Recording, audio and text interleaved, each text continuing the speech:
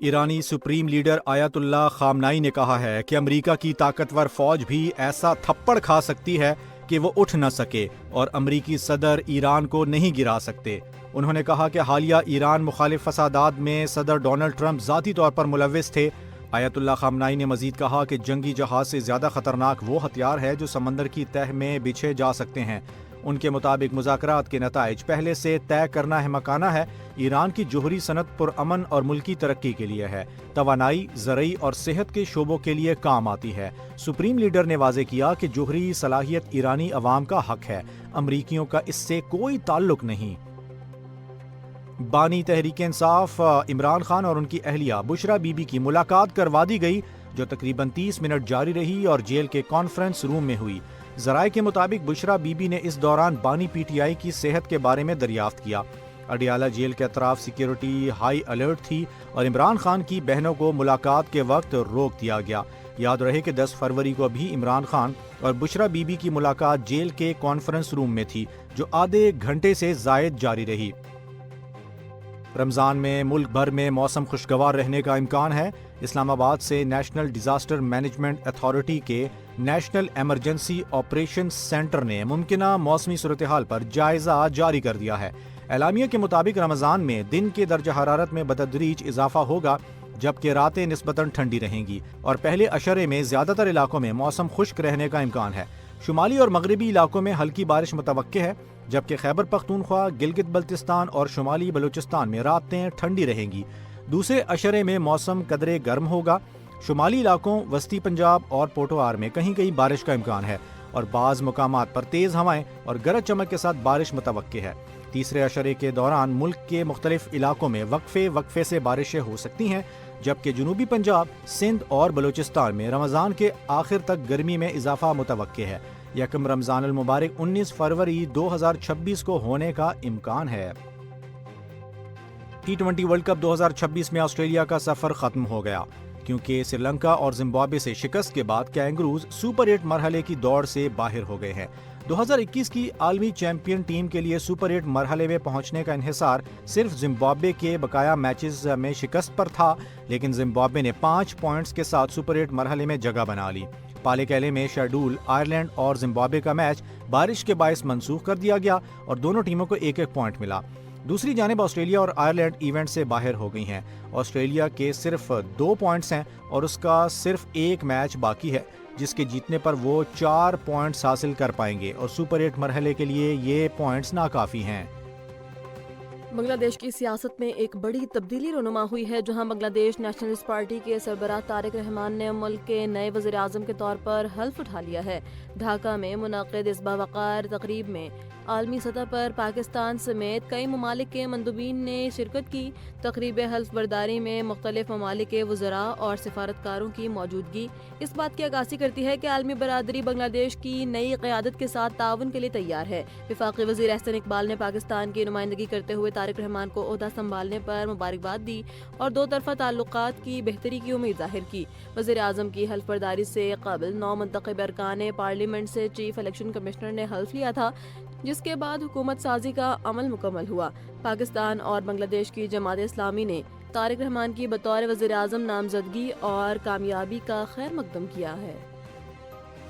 وزیر اطلاعات پنجاب عظمہ بخاری نے خیبر پختونخوا کے مشیر خزانہ مزمل اسلم کے بیان پر کڑی تنقید کرتے ہوئے کے پی کے حکومت کی کارکردگی اور صوبے کی حالیہ صورتحال پر سنگین سوالات اٹھائے ہیں۔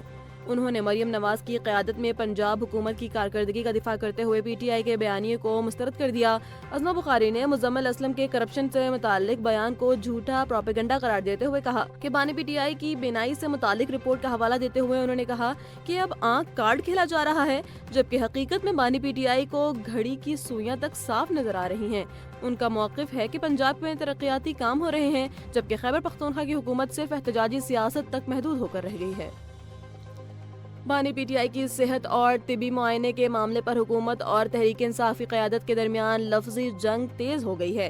ایک طرف وفاقی وزیر داخلہ محسن نقوی اسے سیاسی ڈرامہ قرار دے رہے ہیں تو دوسری طرف بیرسٹر گوہر کا موقف ہے کہ ملاقاتوں پر پابندی نے معاملے کو مزید پیچیدہ بنا دیا ہے۔ بیرسٹر گوہر، سلمان اکرم راجہ اور بانی پی ٹی آئی کی بہنیں اس وقت ڈیلا جیل کے باہر موجود ہیں۔ ان کا کہنا ہے کہ وہ طبی معائنے میں اس لیے شریک نہیں ہوئے کیونکہ ان کا بنیادی مطالبہ بانی کو اسپتال منتقل کرنا تھا تاکہ مکمل چیک اپ ہو سکے۔ وزیر داخلہ نے لاہور میں میڈیا سے گفتگو کرتے ہوئے کہا، بانی پی ٹی آئی کی آنکھ سے متعلق پھیلائی گئی خبریں بے بنیاد ہیں۔ قانون کے مطابق ہر قیدی کو طبی سہولیات فراہم کی جائیں گی۔ محمود اچکزئی کے خط سے پہلے ہی رابطہ کر لیا گیا تھا۔ حکومت نے شفافیت کے لیے بیرسٹر گوہر اور ڈاکٹر سے ملنے کی پیشکش کی تھی، لیکن انہوں نے پارٹی مشاورت کے بعد انکار کر دیا۔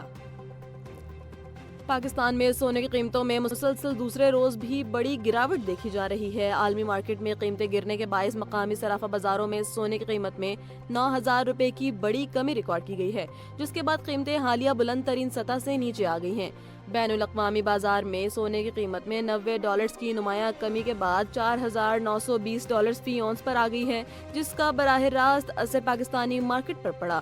گزشتہ روز بھی فی تولہ سونا 3200 روپے سستا ہوا تھا، یعنی محض 2 دنوں میں سونے کی قیمت میں 12,200 روپے کی مجموعی کمی واقع ہو چکی ہے۔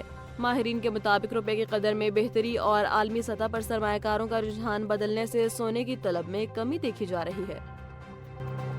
صدر مملکت آصف علی زرداری نے وہاڑی میں ایک بڑے عوامی اجتماع سے خطاب کرتے ہوئے ملک کی سیاست، معیشت اور علاقائی صورتحال پر کھل کر گفتگو کی۔ انہوں نے جہاں اپنے سیاسی مخالفین کو آڑے ہاتھوں لیا، وہاں زراعت کو پاکستان کی ترقی کا واحد راستہ قرار دیا۔ صدر مملکت نے پنجاب کے کسانوں اور انتظامیہ کو مخاطب کرتے ہوئے جدید زرعی طریقوں اور پانی کے مؤثر استعمال پر زور دیا۔ انہوں نے کہا کہ زرعی شعبے کی بہتری کے لیے پنجاب کو اپنا پانی راوی سے نکالنے کی ضرورت ہے۔ صدر نے کہا کہ 50% میرے پارٹنرز کسان ہیں۔ ان کا ماننا ہے کہ پاکستان کے معاشی چیلنجز کا واحد حل صنعتی ترقی کے ساتھ ساتھ زراعت کو مضبوط بنانا ہے۔ آصف علی زرداری نے اپنی تقریر میں لچک اور سیاسی بلوغت کو حکمرانی کے لیے لازمی قرار دیا۔ انہوں نے یاد دلایا کہ ججز کی تنخواہوں میں 3 گنا اضافہ ان کے دور میں ہوا کیونکہ وہ ہر کام سوچ سمجھ کر کرتے ہیں۔ انہوں نے خواہش ظاہر کی کہ وہ ایسی لیڈرشپ چھوڑ کے جانا چاہتے ہیں جو پاکستان کو سنبھال سکے۔ ایٹمی طاقت بنانے کے حوالے سے انہوں نے ذوالفقار علی بھٹو کی بصیرت کو خراج تحسین پیش کیا۔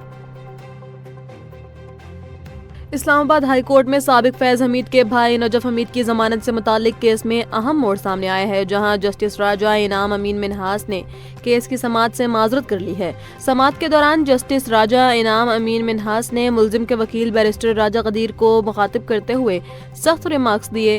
وکیل صاحب، اپنے موکل کو سمجھائیں، ایسا نہیں ہوتا، ایسے نہیں کرتے۔ انہوں نے واضح طور پہ کہا کہ وہ اب کیس نہیں سنیں گے، جس کے بعد معاملہ چیف جسٹس کو بھجوا دیا گیا تاکہ نیا بینچ تشکیل دیا جا سکے۔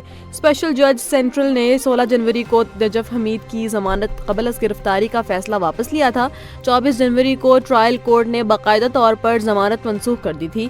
نجف حمید نے اس فیصلے کو چیلنج کیا، جس پر ہائی کورٹ نے ٹرائل کورٹ کا فیصلہ معطل کر کے عارضی طور پر ضمانت بحال کر دی تھی۔ پاکستان نے طب اور سرجری کی دنیا میں ایک عظیم سنگ میل عبور کر لیا ہے۔ لاہور کے Pakistan kidney and liver institute میں ماہرین نے ملک کی پہلی روبوٹک ویپل سرجری اور روبوٹک رائٹ ہیمی ہیپاٹیکٹومی کامیابی سے مکمل کر لی ہے، جو کینسر اور جگر کے امراض کے علاج میں ایک نئے دور کا آغاز ہے۔ روایتی سرجری کے مقابلے میں روبوٹک ٹیکنالوجی کے درج ذیل فوائد سامنے آئے ہیں۔ بڑے چیروں کی جگہ چھوٹے سوراخوں کے ذریعے آپریشن، جس کے نشانات کم پڑتے ہیں۔ روبوٹک بازو انسانی ہاتھ سے کہیں زیادہ باریک بینی اور درستگی کے ساتھ کام کرتے ہیں۔ مریضوں کو اسپتال میں کم وقت گزارنا پڑتا ہے اور جلد اپنے روزمرہ کاموں پر واپس آ جاتے ہیں۔ آپریشن کے دوران خون بہنے کے خطرات بھی کم سے کم ہو جاتے ہیں۔ PKLI کے ڈین ڈاکٹر فیصل سعود ڈار نے اس کامیابی کو سرکاری شعبے کی طبی اداروں کی بڑی فتح قرار دیا ہے۔ ان کا کہنا ہے کہ اب پاکستانیوں کو لبلبے اور جگر کے پیچیدہ آپریشنز کے لیے بیرون ملک جانے کی ضرورت نہیں رہی، کیونکہ یہ سہولیات اب ملک کے اندر بین الاقوامی معیار کے مطابق میسر ہیں۔